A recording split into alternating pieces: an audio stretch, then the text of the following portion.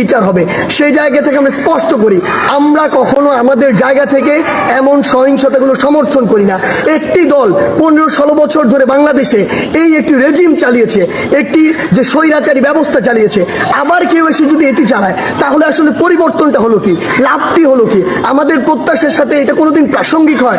কখনো হয় না। তাই আমাদেরকে এটা আমাদের কাজের মাধ্যমে প্রকাশ করতে হবে যে আমরা যে বাংলাদেশের স্বপ্ন দেখি সেটি আসলে আমরা সত্যি করতে চাই। আরেকটি স্পষ্ট করে কথা বলতে চাই, সেটি হচ্ছে যে আমাদের যে সংখ্যালঘু ভাই বোনেরা রয়েছে, তাদের বিভিন্ন ধর্মীয় উপাসনালয় রয়েছে, সেগুলোতে অনেকেই চক্রান্ত করে আঘাত করার চেষ্টা করছে, অনেকে প্রোপাগান্ডা ছড়াচ্ছে, যা হচ্ছে না তাও বলছে। সে জায়গা থেকে আমাদের সকলকে, সকল ধর্মের বর্ণের সকলকে এই দায়িত্ব নিতে হবে যে আমাদের যে ভাই বোনেরা এটি শিকার হচ্ছে তাদেরকে আমাদের প্রোটেক্ট করতে হবে।